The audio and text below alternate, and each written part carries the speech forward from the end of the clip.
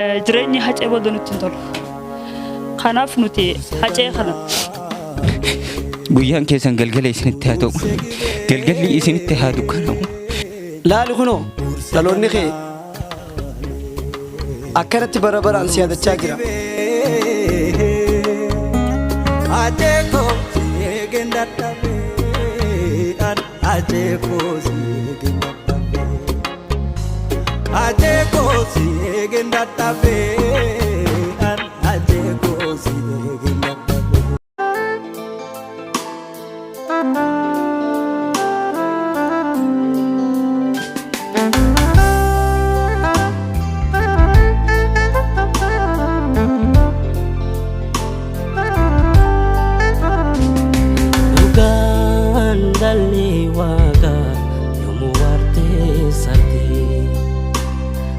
Laphee goota bultee dirra dhiiraa rafti dhugaa ba'ansa ulfaataa qonyee goota malee lubni yoo baadhata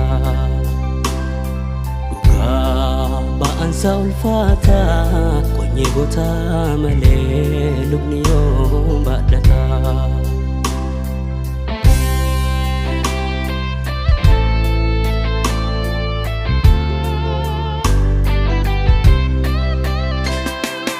Yaani goota garaaf laga cahee tabbaaf daangaa taraa. Yaani goota akeeka taraaree namooma dandaaraa. Yaani goota darasuu kanneessee shiraa haramaysaa. Yaani goota deegaa milchiisee lammii onnachiisa. Yaani goota dukkana baruutti dungoo abdii ibsa.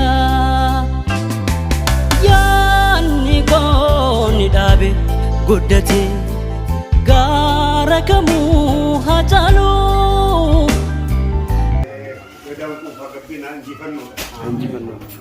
Leel jettanii Leel kanagaan oolche nagaan nu haa bulchu.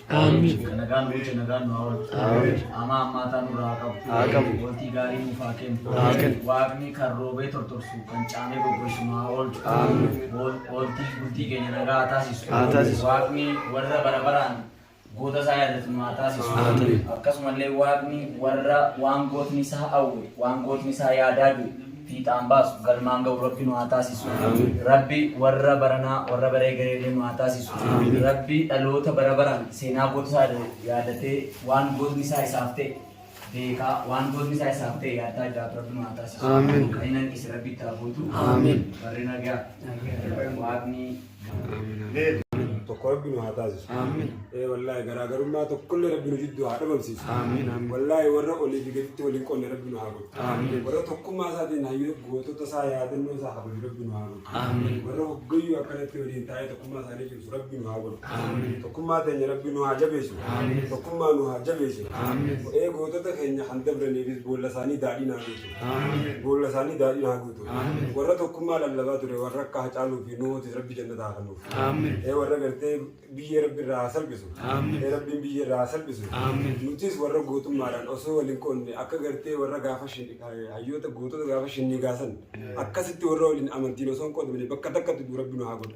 Warra oromummaadhaaf duu Rabbi nu haa godhu. Warra amantiif kutaa waliin qonne Rabbi nu haa godhu. Warra oromummaa Rabbiin tokkummaa keenya nu haa jabeessu. Tokkummaa keenya nu haa jabeessu.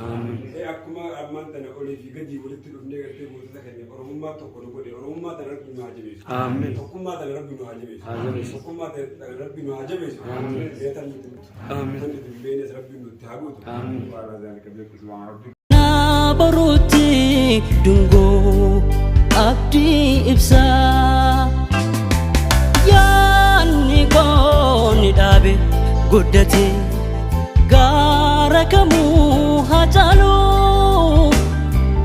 Hawwiif abdiisaa lammiinsaa ol jedhee kalaalu.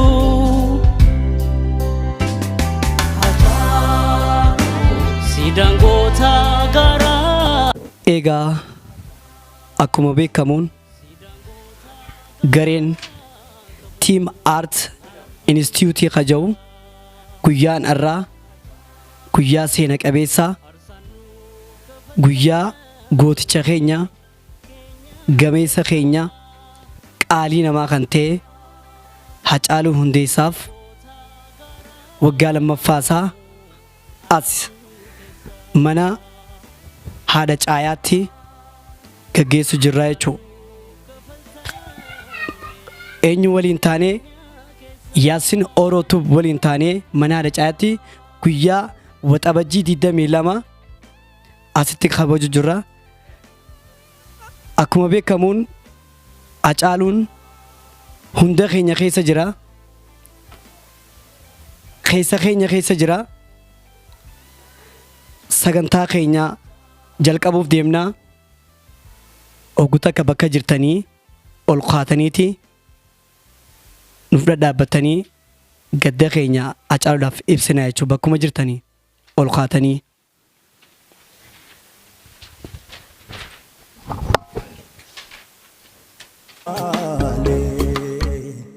Ururse gibeen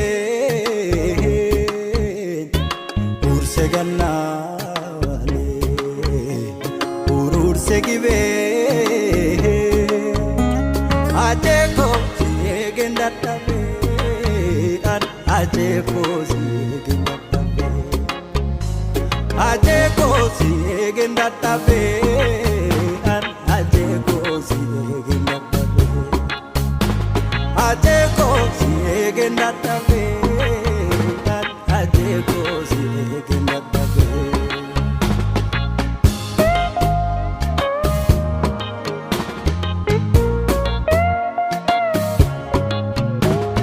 ekichirimi nyaate sigane frekisa jabaatu sabaaf kufa wayoka jabaa jirma hundeessa harri aduudha aduu boroo urjii gaaleessa kalji hunda caalu wayyoka kophaa dukkana ibsa jagniisa jirra jedhu fuullee baay'ee dukkana ibsa.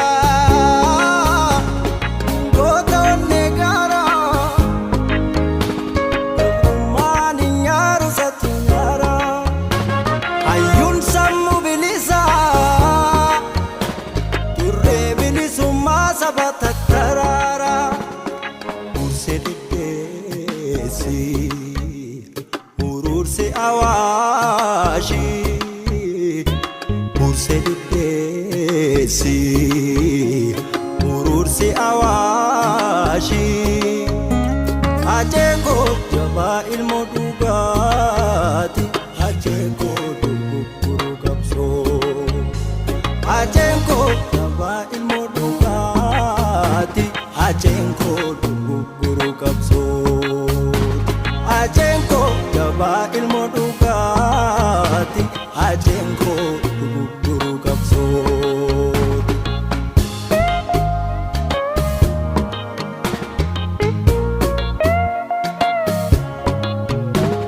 ngobili sumasa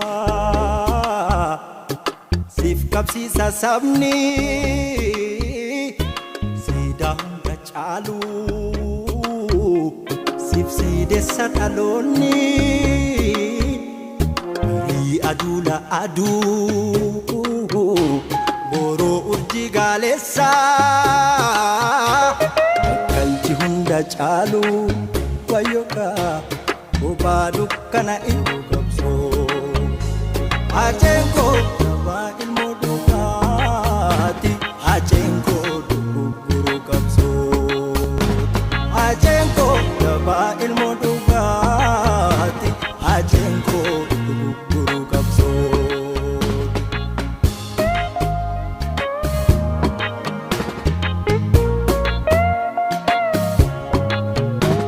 ayyuu adaati inni wayyuudha inni ayyaantummaanii daqiiqaa takka takka haayilaayitii fudhannaa jechuudha. Duraan dursee abbaa caayaatiifiin carraa kanna isarraa aceensiif maalii kan jiru isaafin carraa ladhaa. Dhiiga kiyyaa goota kiyyaa lafeedha dhaloota dhufuuf hundee gadhaabu goota Oromooti. Kanaafuu anilleen akkasumatti ilaala akka goota dhugaadhaa lammiif hadoodutti osoo lammiidhaaf hadooduu diinni nyaate. Kanaafuu gadda jabaan natti dhagayame gaddatti jirraa nu hundinuu waa inni nu haa jabeessu. Galatoomi dhageetirraa nuuf jalqabda. Wabii kabbadaa barkeessaan jedhama. Yuunivarsiitii Tiyaatiraati. Akkasumallee barreessaa kitaabotaati. Dhugaa dubbachuuf aceen ani qaama Oromoo waan ta'eef akka Oromoon guutummaan acee ilaalutti ilaala. Anaaf aceen utubaadha. Utubaa tokkummaa Oromooti. Yeroo jiru jiraachuu isaatiin Oromoo guutuudhaaf tokkummaa lallabe akka Oromoo guutuun dhagahutti tokkummaa jedhee arraba tokkummaa lallabaa du'e jiraansaa akkuma tokkummaa lallabe jiraansaa osoo lubbuun jiruu arrabni isaa akkuma waa'ee tokkummaa dubbate du'umsaallee Oromoodhaaf siidaa tokkummaa ture. Akkamitti sababa hacee dhabeen Oromoon kaabaa aga kibbaatti bahaa aga lixaatti gamtaadhaan ka'ee goota isaa kana dhabuunsaa dhukkuffatee jechuudha. Kanaafuu anaaf aceen yeroo jirullee utubaa tokkummaa ture. Eega du'ellee kun warrallee nu gidduutti gamtaadhaan akkanatti tokkummaadhaan yeroo isa yaadan kun hundi uumamuunsaa anaaf aceen utubaa tokkummaa ta'uusaa natti agarsiisa. Kanaafuu aceen anaaf ilma hundeessaa boonsaa qofa osoo hin ta'in utubaa tokkummaa Oromoonni marti itti abdatan. Galatoomi. Maqaan koo Alaamuddin Ahmad jedhama.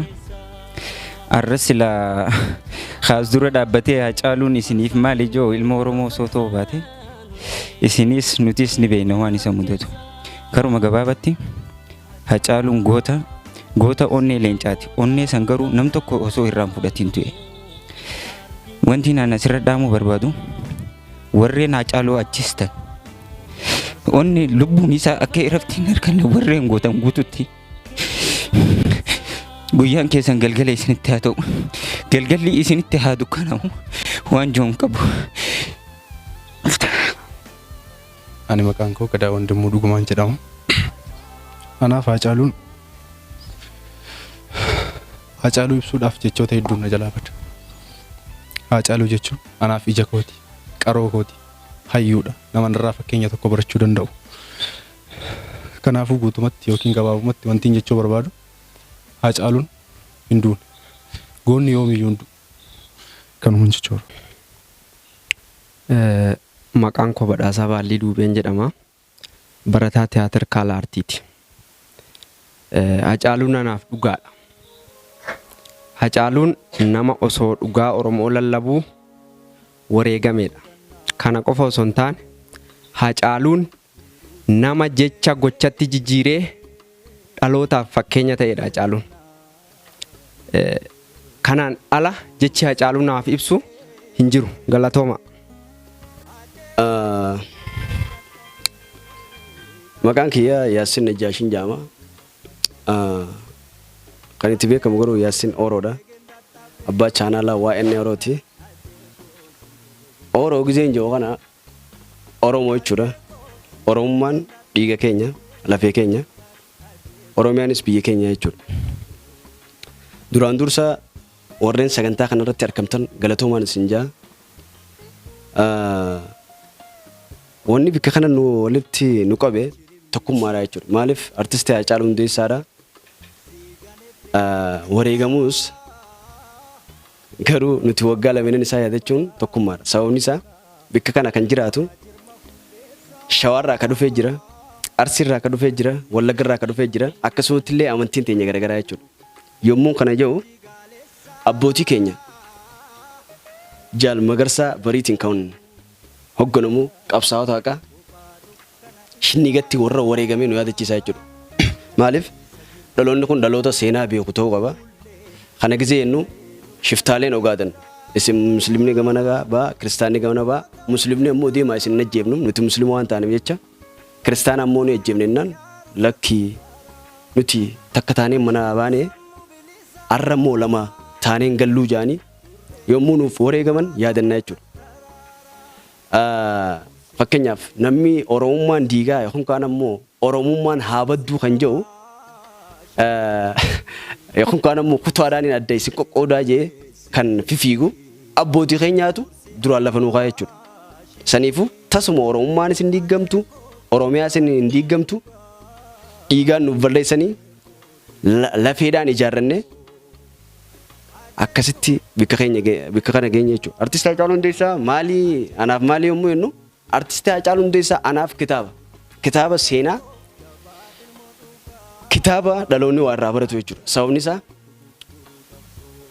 sirba isaa keessatti waa'ee keenya itti dhiisan naman dhiisuu walii gallee yoomaa yookiin kaan alaan gallee itti dhiibnee yookiin kaan gadi hin teenye jeeti wallisee jechuudha. Kan dhiyoo tana baase maal mallee isaa keessattis 4 kiiloo siitu aanee jeeti ka'i jee lolee jechuudha. Saniifuu gooda ija barbadaa kan lammadaa artistii Haacaaluu Hundeessaa gaafa jirus seenaa nuuf dabarsaa ture. Eega du'ellee seenaa nuuf dabarse. Sababni isaa farda siidaa taatanii siidaa dabaleetii.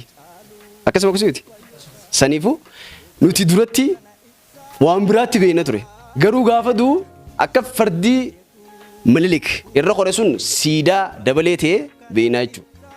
Gaafa du'ellee seenaa lafa nuu kaa'e du'e. Tanaafiin maaliif artistii Haacaaluu Hundeessaa maalii gisee naan jedhan anaaf kitaabaa jaa.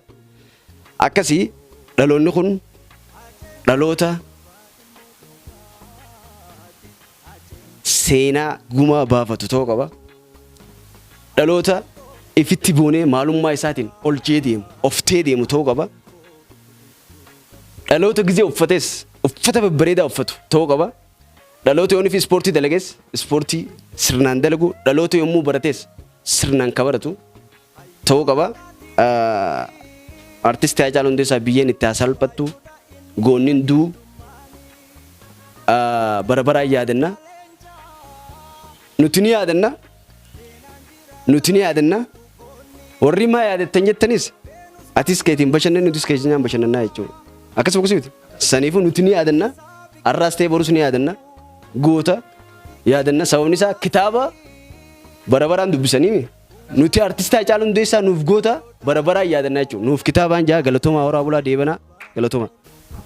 Duraan dursee maqaan kiyyaa Ibsaa Bakar Jaamaa kan irraa dhufee magaalaa Awwadaa irraa akkuma namni hundinuu beeku guyyaan kun guyyaa nuti ija teenya itti dhabne guyyaa Haacaaluu itti dhabne guyyaa kana sababeeffadhee carraa obboleeyyan kiyyaa wajjin asitti hiree tana harkadhee gaddaa Haacaaluu kanarratti argamee akkuma beekamu dhugaadhaa namni hundinuu ni dhalataa ni du'a.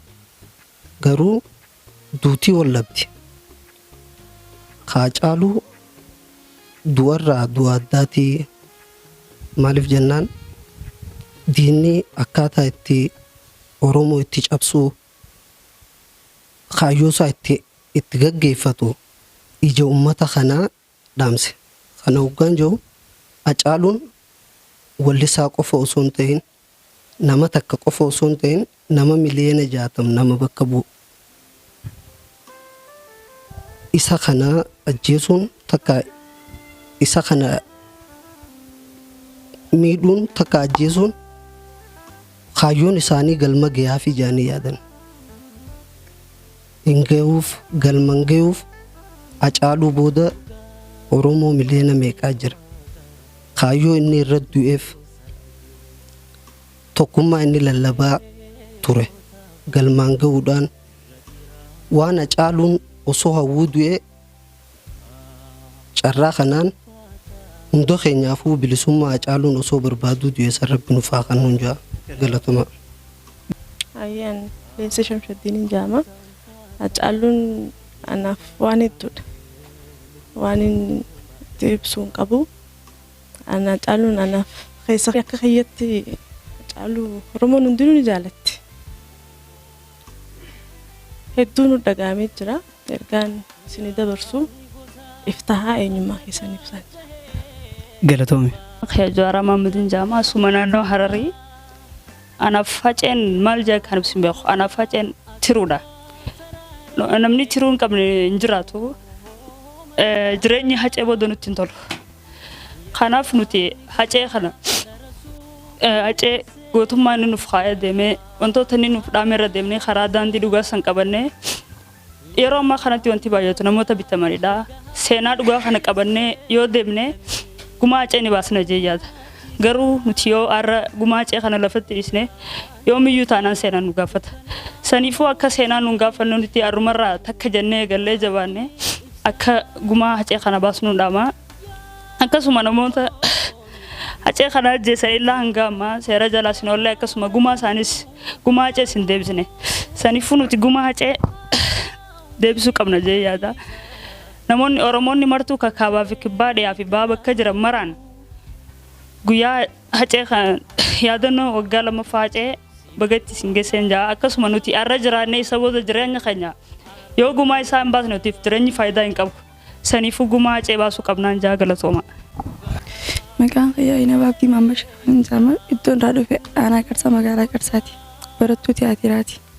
Hacaaluun siif maali? Hacaaluun anaaf maal jee akka nuuf sun beeku. Hacaaluun anaaf tokkummaadha jeetii yaada. Tokko nu godhe tokkummaan inni nuuf kaa'ee kan immoo tokko taanee waliin itti fufuu qabnaan jeetii yaada. Rabbi tokko nu haa godhu tokkomnee waliin adeemnuun jaa yaadnee qiyaas qabna. Reefaa jaama bikkinni irraa dhufe magaalaa Wadaa'ee akka naggadda obboleessa keenya kabajuun hedduun dhagahama. Hacaaluun anaaf tokkummaadha. Hacaaluun anaaf bilisummaadha. Hacaaluuf ana sabboona onneen an duraan hin qabne na keessa kaa'ee Hacaaluun. Hacaaluun onneetii talamadaata jechuudha. Obboleessa keenya waan nuu dhaame akka itti dalagannuun obboleeyyan Oromoo ta'e hundaaf hin dhaama jechuudha. Ergaan qeerroo fi qarree qabu akkanumatti guyyaa obboleessa keenyaa kana yaadachuun waan guddaa na gammachiise. Islaamtis magaalaa tanya keessa godhachuun feena garuu mataa gubbaa nu taa'u jiran. Dursee rabbii kiyyaan galatoonfachuu barbaada. Alhamdulillah jecha waa'ee Hacaaluu dubbachuudhaaf jechaatu natti xiqqaata. Waggaa lammaffaa isaatti asitti kabajutti jirra. Asirratti akka nam tokkotti yaanni na dhagahame fi Hacaaluun naaf maal akka ta'e hunda keenyaaf maal akka ta'e dhaamuun barbaada. Hacaaluun nuuf anaaf Hacaaluudha. Waa'ee Hacaaluu dubbachuudhaaf jechaatu natti xiqqaata. Hacaaluun abbaa tokkummaati. Abbaa onneeti. Hacaaluun akka mataa ol qabannee dubbannu akka eenyummaa keenya beeknu abbaa tokkummaadhaa kutaa fi amantiidhaan kan nama hin qoonne Hacaaluun kan saba isaa Oromoo isaatiif ani Oromoodhaa je'ee dubbate. Hacaaluun hunda keenya keessa bara baraan ni yaadama. Namoonni garuu Hacaaluu ajjeesanii ilaan qaammaan tanaa gumaasaa qorochu jirraa shakkamtoota to'annaa seeraa jala oolchinee jirraa ilaan qaammaan tanaa Hacaaluun hin duune.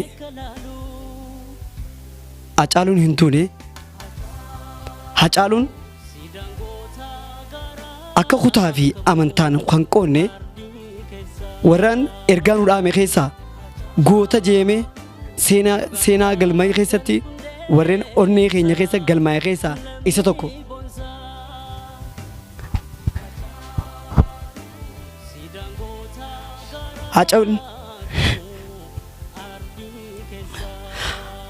Haceen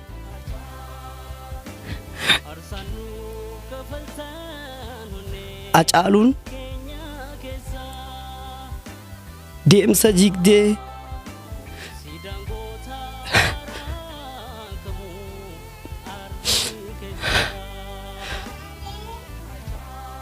Haceen nuuf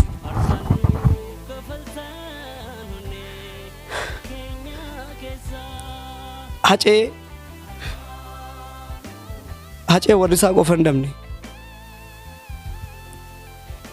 Hacee maatii isaa qofti hin dhabne. Hacee hunda keenyaa dhabe. Garuu inni hin duune. Inni hin duune Haceen. Natti tola silaaniin Hacee jee tirta kana jala awwaate.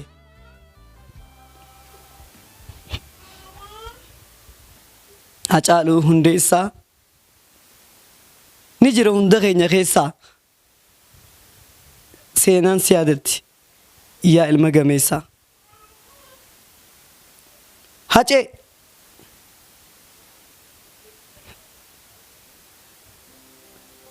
goota onnee sibiilaa. Laali kunoo dhaloonni kee akkanatti bara baraan si yaadachaa jira. Tokkummaan ati dhaamte jira kunoo. Jirtuu jette kunooti akka jiran laali. Jiran kunoo hin jiran. Jirtaati. Ati yoomiyyuu ni jirta. Abbaa tokkummaadha.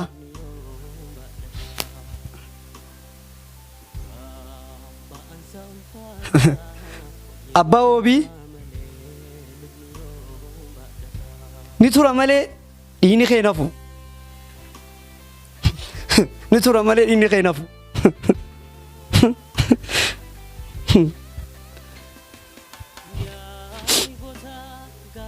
Jirra kunoo warraan tana mana haadha caayaa teenyee si yaadachaa jirra.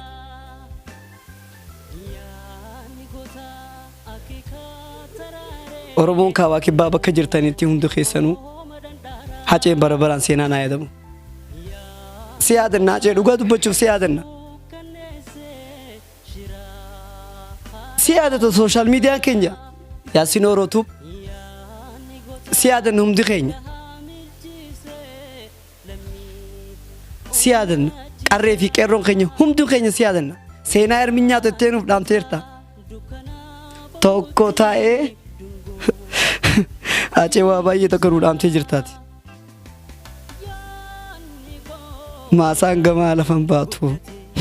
Dhugaa keeti. Namtichaan sin galaafate inuma nafu inninis hanqanfadhe ni tura malee.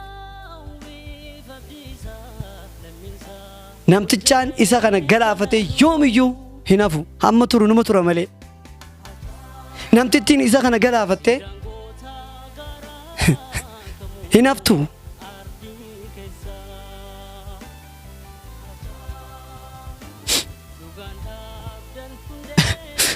Seenaa Erminyaatu.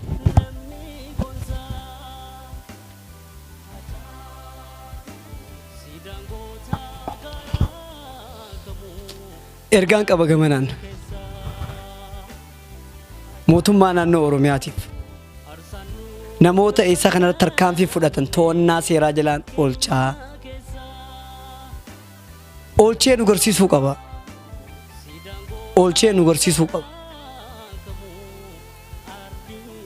Akka nuuf oolchee nu garsiisu abdii qabna. Guyyaa tokko galatooma. Jirtuu jiru hundaa ol jechi jirtuu jiru hundaa ol Hacee ibsaa. Hacee yoomuu hin dagatamu hin dagatamnes tasa. Hacee yoomuu hin dagatamu hin dagatamnes tasa. warri tokkummaa lallabu warri akka hacceef nu hoo isaantu nu barsiise nus waliif taana dahoo isaantu nu barsiise nus waliif taana dahoo kutaaf amantiin hin qoodamnu nuti yoomuu tokkumaa yoomillee addaan hin baanu ijoolleen Maccaaf Tuulamaa yoomillee addaan hin baanu ijoolleen Oromoo hundumaa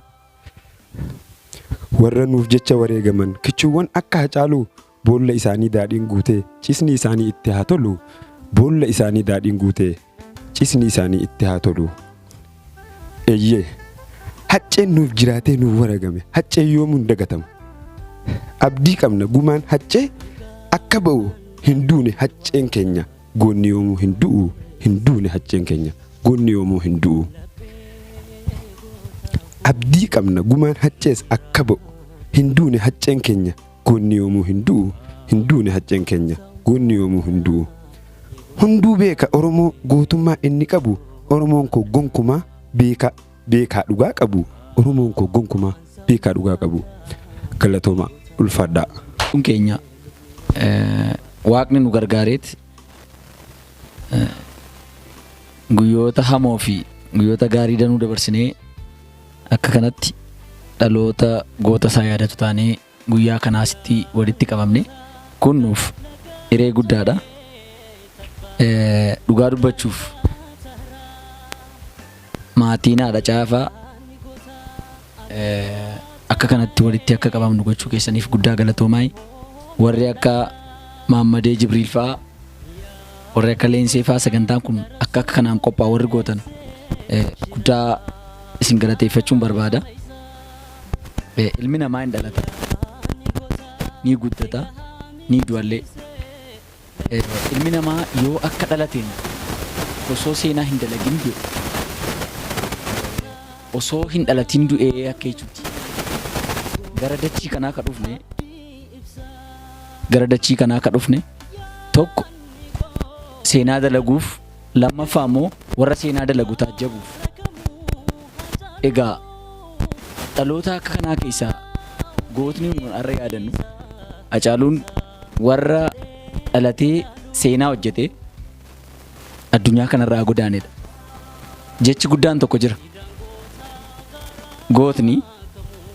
Gootni seenaa dheeraa malee umrii dheeraa hin qabu jedhama. Gootni dhugumaanuu umrii isaa gabaabaadha. Sababni isaa goota jechuun nama du'a balfe, nama du'a hin sodaanne, nama du'atti deemu waan ta'eef seenaa dheeraa qabaata malee umrii dheeraa hin qabaatu. Egaa nuun hiree argannee akka kanatti walitti qabamne tuutni Inistituutii Aartiitiin barattoonni tiyaatiraa afaan Oromoo hundinuu bakka kanatti argamne goota kana yaadanne gara fuulduraatti wanni ani isin gorsu gootaaf hin bo'an. Maqaa gootaa yeroo ka'u onneen keessan dhiita'uu qaba. Onneen keessan ittiin dhaadachuu qaba. Keessumaa gootota akka Hacaaluu warra addunyaan gootummaan keenya maal fakkaachuu akka qabu warra addunyaatti nurra dabree sadarkaa gaanfa Afrikaa irra darbee hubattaniirta yoo ta'e warri Grammy Award akka idil addunyaatti Hacaaluu Hundeessaa the world class artist damee jedhamu artistii addunyaaleessaa badhaasa jedhu kennaniifii jiran moggaasaa kanaa moggaasaniifii jiran gari caalaan keessan ni beektu.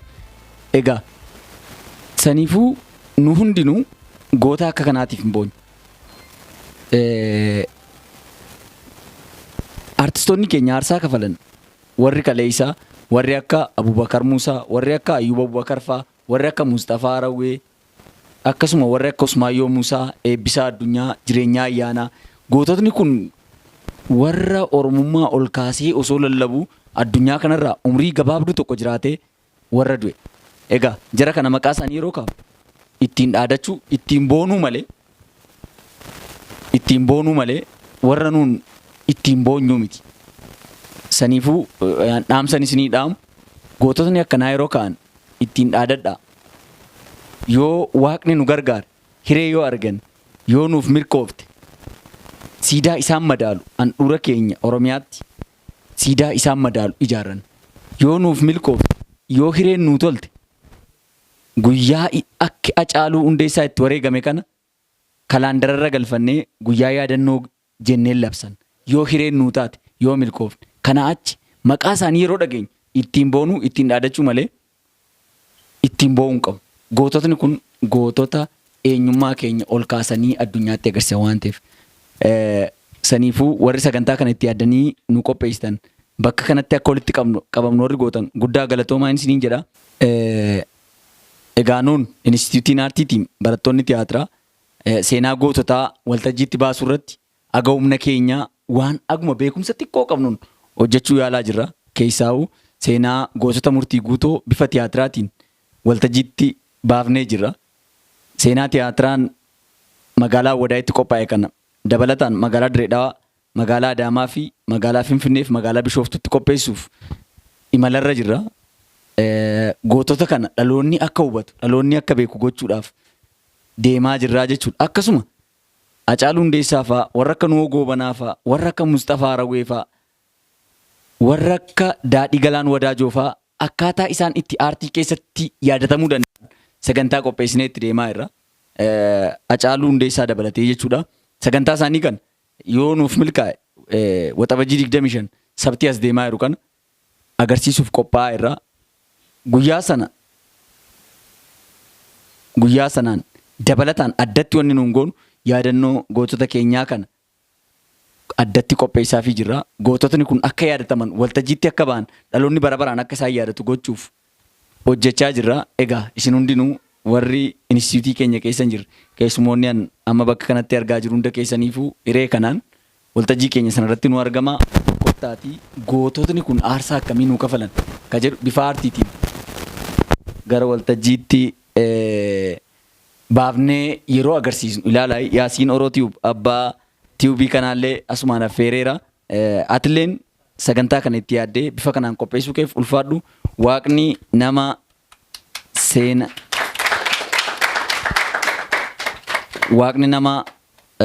seenaa dalagu, nama seenaa qoratu, nama goota isaa yaadatu, nama waan goonni isaa isaaf ta'e yaadatu si haa taasisuun jedha. Ulfaadhaa galatoomaa.